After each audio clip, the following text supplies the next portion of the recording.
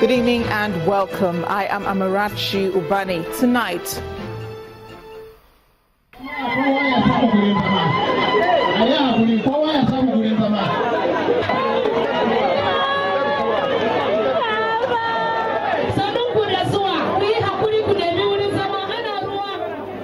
emotions rent the air as 21 recently released Chibok girls are reunited with their relatives in the nation's capital.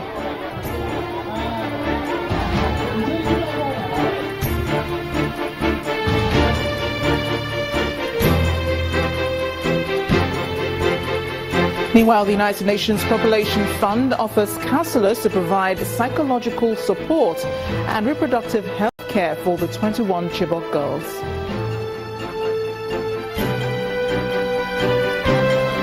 Unknown gunmen attack Godogodo village in Kaduna State, leaving 21 people dead and property worth millions of naira destroyed. And Turkish-backed rebels captured the symbolic Syrian town of Dabik from the Islamic State group.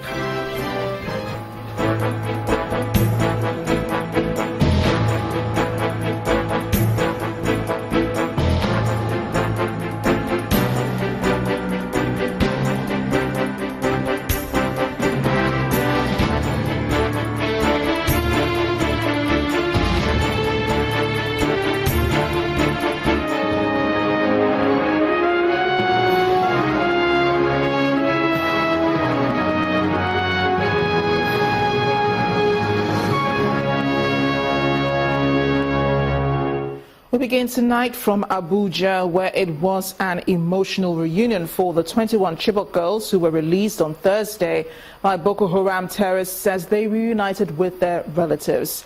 Amidst singing and dancing, emotions flowed freely as the girls celebrated their newfound freedom with thanksgiving and testimonies of their 2-year captivity. The Thanksgiving service had in attendance a large number of members of the Chibok community, the Bring Back Our Girls campaigners and government officials. Our correspondent Linda Kigme reports.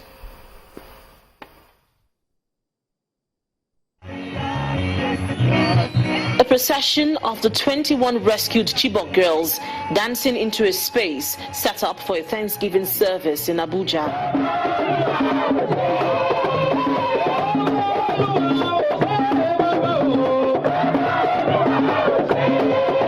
The singing and dancing continues as one of the girls takes up the microphone and belts out Thanksgiving songs. The other girls join in the merriment.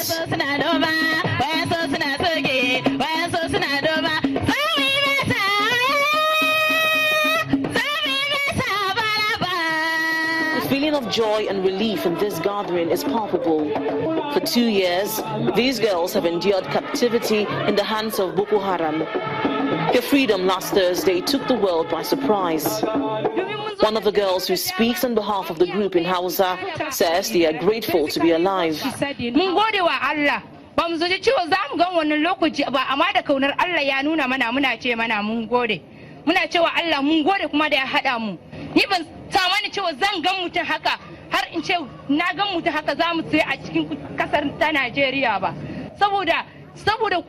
Bom wani lokaci ma jirgi ya taba jafa bom kusa da ni ina nan a karkashin itace ina zaune jirgi ya jafa bom kusa da ni haka amma bai same ni ba da ikon Allah na tsira bai same ni ba wannan ma ya isa in cewa Allah na gode mun zauna din yiwa ma na wata daya da kwana 10 mun zauna da yiwa na wata daya da kwana 10 amma ba mu mutu ba mun gode wa Allah.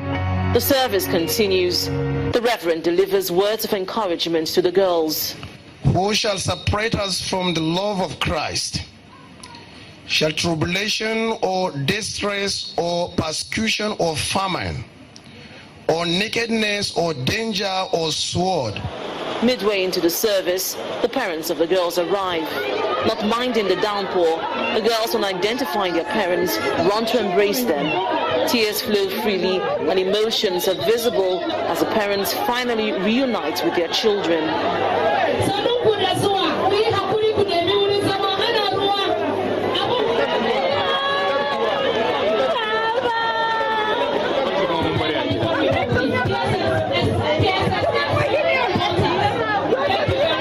Calm restored, the mood changed from tears to dancing of joy among the parents and their children.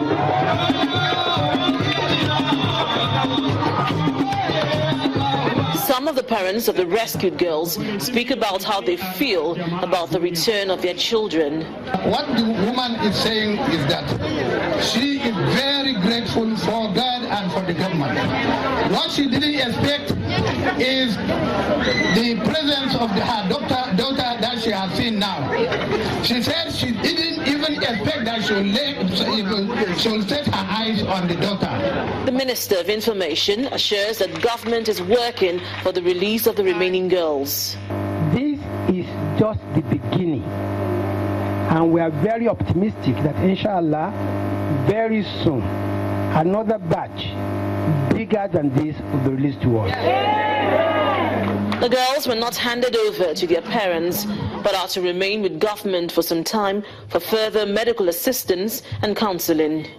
Linda Akibe, Channels Television News. The Birimbaka Girls Group has affirmed its resolve to keep the government on its toes to ensure it matches its words with action in the rehabilitation of the released Chibok schoolgirls. A co-convener of the group, Aisha Yusufu, says the BBOG will monitor the girls' welfare and ensure promises made by government officials are fulfilled. She adds that it is important for the girls to return to school and complete their education in a secure environment. The group also called on the international community to sustain its support in the fight against terror. For the resilience of the Bring Back Our Girls movement. What we are assuring the Nigerian people is that we will not allow the government to shrink from its responsibility. It is the responsibility of government to ensure that they get the right education that they can. BBOG can help in whatever way it can and ensure that they get that right education. We will not allow the government abdicate its responsibility. So in a way that the government will not say, okay, there are a certain group, BBOG will take it. No, it is the duty of the government to ensure that they get that right education. And we would help in whatever way we can to help to ensure that they get that right education. There are a lot of international bodies, a lot of countries who are willing, who had indicated interest in the past that they're willing to work with our Chibok girls when they do come back. And this is the time that we'll come calling to say, some of our Chibok girls have started coming back home. Can we come together and ensure that this is done? And I'll say the federal government too have started reaching out to some of the international bodies for them to come in and help rehabilitate. There's nothing wrong with asking for help. Our Chibok girls are not just Nigerian daughters, they are world daughters because they symbolizes what the girl child goes through to get education. They were in captivity for none other than the father. They dare to be educated. And so all of us need to come together, rally around them, and ensure that they get the best that they can out of life. Right now. Meanwhile, the German ambassador to Nigeria, Mr. Bernhard Schleicheck, has joined in commending the Nigerian government on the release of the Chibok girls. He said this is a story that has touched the hearts of millions around the world. Although there have been no specific details on the process of the release, the most important thing is that the girls are safe and there is hope that others will be released also.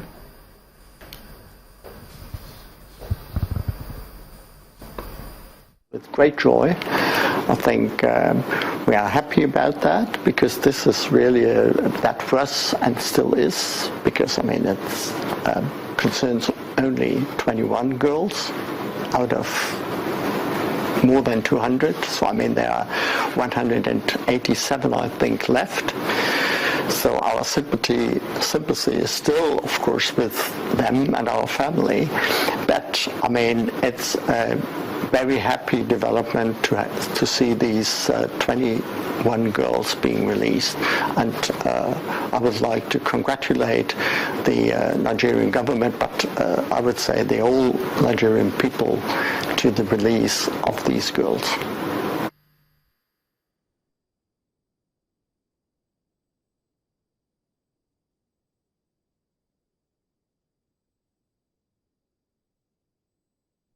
The United Nations Population Fund, UNFPA, is offering counselors to provide psychological support and reproductive health care for the 21 freed Chibok girls.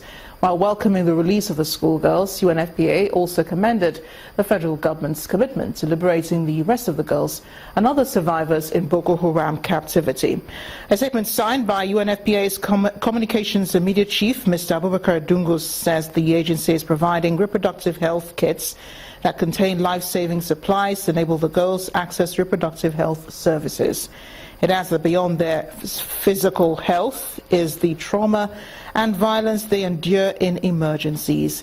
UNFPA is responding by providing psychosocial support and counseling to survivors to begin the process of healing and rehabilitation. The agency is also demanding the release of more abducted girls, boys and women, and is ready to continue working to provide psychosocial support and counseling.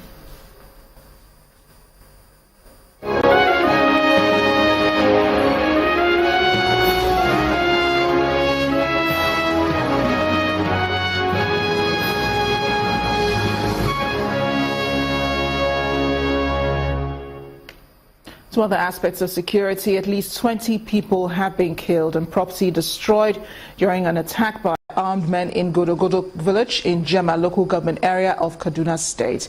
An indigene of the affected community told Channels Television that the gunmen invaded Godogodo, setting buildings ablaze and injuring several people. The public relations officer at the Kaduna Police Command, Aliyu Usman, says additional officers have been deployed to Godogodo, Kafanchan and other neighboring communities to restore order.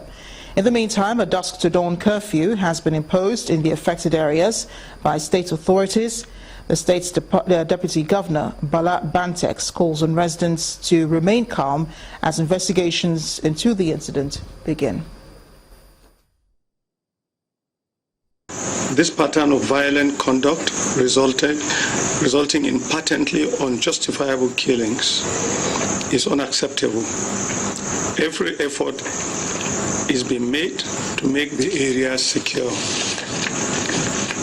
We strongly appeal for support as the security agencies work to improve the situation.